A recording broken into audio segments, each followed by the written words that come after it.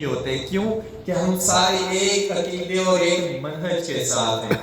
جس منہج اور عقیدے اور امیر محترم کی اطاعت میں آنے کے بعد ہم میں کسی قسم کا کوئی فرق نہیں رہ جاتا.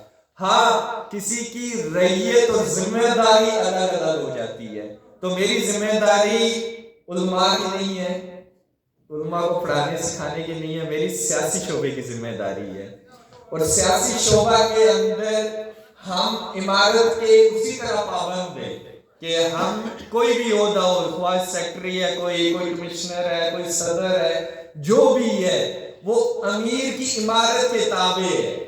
اور آج ہم جس چیز کا بیڑا لے کر آج میدانوں میں آئے ہیں, امیر محترم نے ہمیں یہ حکم دیا کہ ہم جہاد کے اندر موجود ہیں, ہم دعوت کے اندر موجود ہیں, ہم خدمت کے اندر موجود ہیں, ہماری مساجد اور مراکز پورے پاکستان کشمیر کے اندر موجود ہیں. لیکن یہ جو سیاست کا میدان ہے, جہاں قانون سازی کی جاتی ہے, جہاں پر کروڑوں پاکستانیوں اور کشمیریوں کی قسمت کا خلاصہ لکھا جاتا ہے, وہ میدان ہم نے خالی چھوڑ دیا ہے.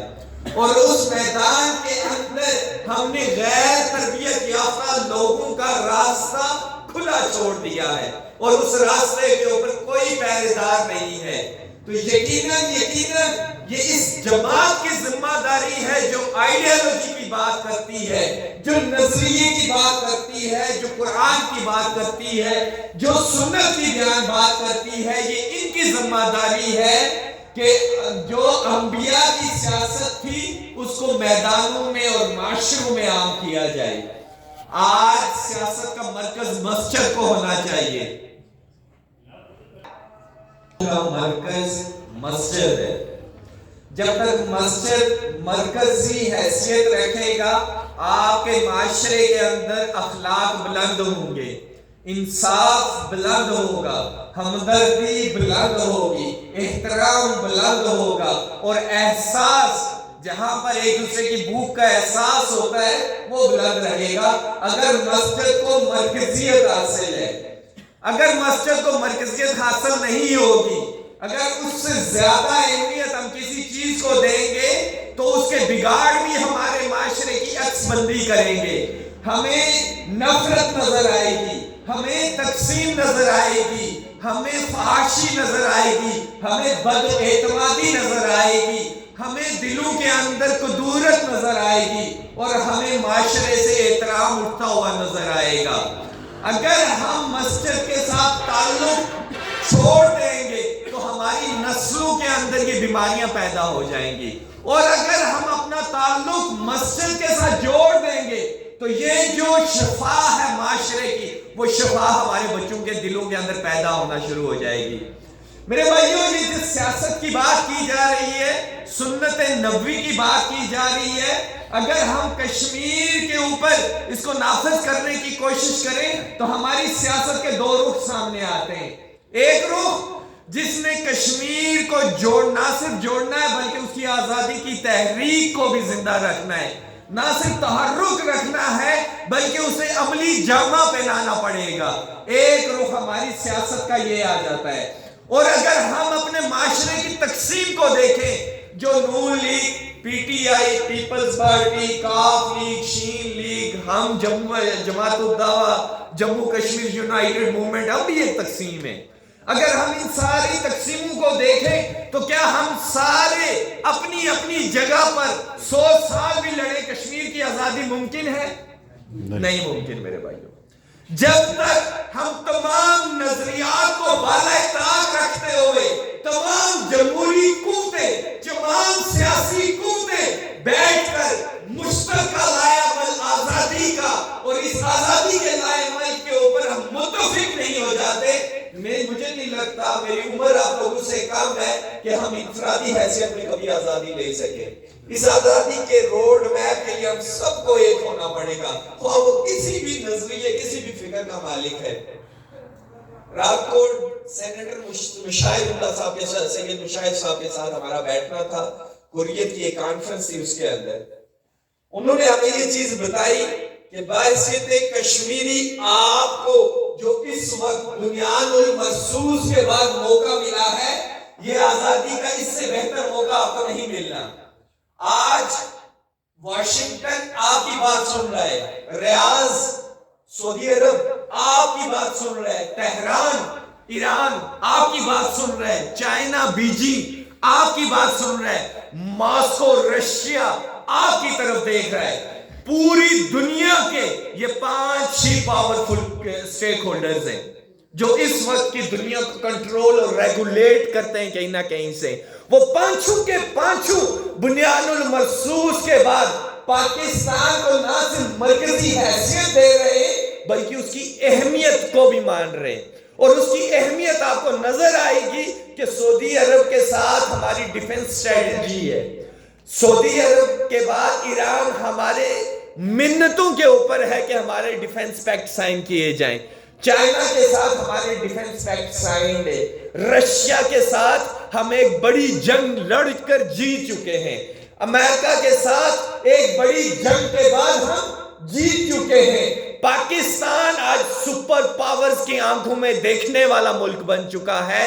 آج اگر کشمیری اپنی تحریک آزادی کشمیر کا رستہ صاف نہیں کرتے، اس رستے کے اوپر سفر نہیں کرتے، تو میرے بھائیوں اس قوم کے پاس اس سے بہتر موقع نہیں آنا۔ میرے بھائیوں سیاست نبوی کا پہلا قدم جو ہمیں اٹھانا چاہیے کہ ایک بالش زمین جس کے اوپر کافر کا قبضہ ہے اس سے اس کا قبضہ چھڑوانا ہے۔ یہ سنت نبوی کا منہج ہے کہ ہم نے غلامی کو قبول نہیں کرنا، ناانصافی کو قبول نہیں کرنا، جبر کو قبول نہیں کرنا، ظلم کو قبول نہیں کرنا، ناانصافی کو قبول نہیں کرنا، اور معاشرے کے اندر ناحقی کو قبول نہیں کرنا۔ میرے بھائیوں دوسری چیز جس کی ہم سب کو ضرورت ہے وہ ہے کشمیر کی خود کفالت۔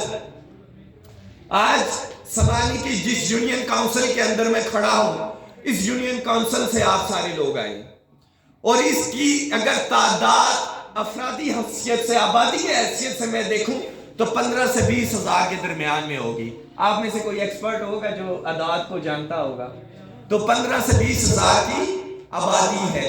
آپ سب کے گھروں میں بچے بھی ہوں گے، بوڑھے بھی ہوں گے، خواتین بھی ہوں گی، تو مجھے یہ بتائیں کہ ان سب کو پروٹین کی ضرورت ہے، کیلشیم کی ضرورت ہے، میگنیشیم کی ضرورت ہے، فاسفورس، آئرن، خون کی کمی، یہ ساری چیزیں کی ضرورت ہے ہمارے بچوں کی۔ یہ کس سے پورے ہوتی ہیں یہ چیزیں؟ خوراک سے، پھلوں سے، سبزیوں سے، دالوں سے، انڈوں سے، دودھ سے، گوشت سے، شہد سے۔ میں صحیح کہہ رہا ہوں؟ اگر ایک انڈا 15,000 لوگ استعمال کریں ایک دن میں تو 365 دنوں میں کتنے انڈے کنزیوم ہو رہے ہیں آپ کی یونین کاؤنسل میں؟ اجتماعیت اور انفرادیت کا فرق دیکھتے ہیں ہم سب اپنے گھروں میں ڈیلی درجن انڈے لے کر جاتے ہیں، لے کے جاتے ہیں کہ نہیں؟ لیکن آج ہم اپنے گھروں میں نہیں لے کے جائیں گے۔ آج ہم یہ دیکھیں گے کہ میری یونین کاؤنسل میں ایک سال کے اندر کتنا انڈا استعمال ہوتا ہے، تو 15,000 ملٹیپلائی بائی 365 کون کر کے دے گا مجھے؟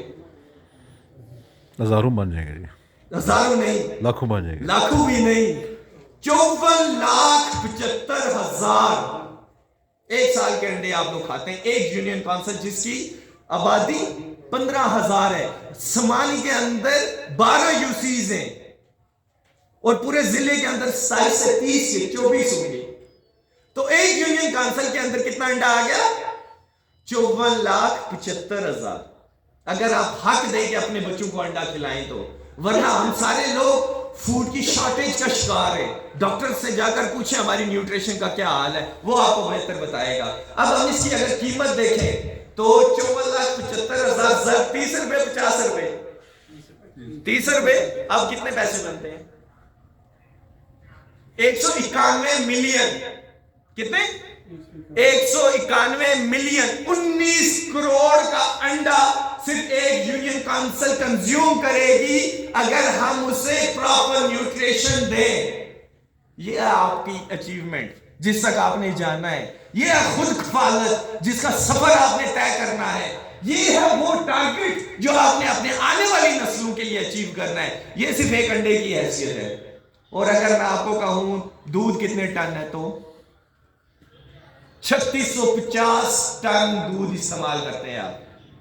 اور اگر وہ دودھ آپ گائے کا بھینس کا نہیں لیں گے تو آپ کون سا دودھ لے رہے ہیں؟ پیک ڈبے کا دودھ کیا کرتا ہے؟ کیمیکل فوڈ ہوتا ہے. آپ کے دماغ کے اندر گلینڈ ہے, پینل گلینڈ, حلال حرام کی تمیز دیتا ہے. یہ گلینڈ آپ کے سر کے اندر ہوتا ہے, دو دماغ جہاں پہ ملتے ہیں اس کے درمیان میں ہے. یہ روحانیت کا گلینڈ ہے جو اندر انسان کے اندر گناہ اور ثواب کا سوچ دیتی ہے.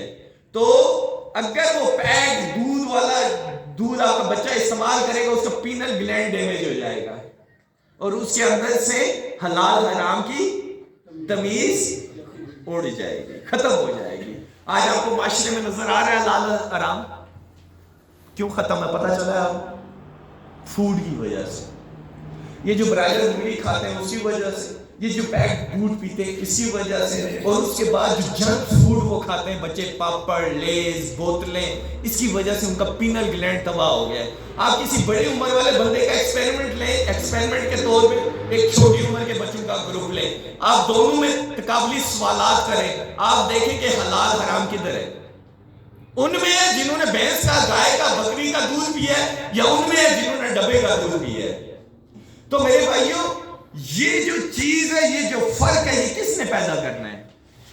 یہ ہم نے اور آپ نے اپنے معاشروں میں پیدا کرنا ہے. کسی گورنمنٹ نے ہمیں اس طرح آگے نہیں بتانا, کسی نے ہمیں ہمارے فائدے کے اوپر نہیں کھڑا کرنا.